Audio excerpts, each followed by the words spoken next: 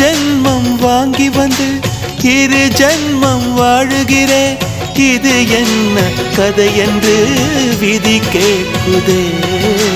மாயமா என் கண்ணீர் மாறுமா? எங்கேயோ தொலைந்த விதை இங்கே வந்து பூத்ததென முல்லை பூ என்றிருந்தேன்.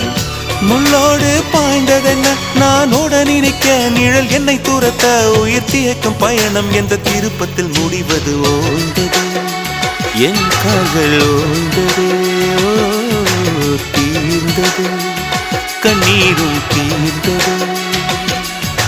பூசும் மஞ்சள் பூசிய பூன்று பூமியோடு போன பின்னும் பூத்தது ஏனென்று என் கண்கள் போய் சொல்லுமா?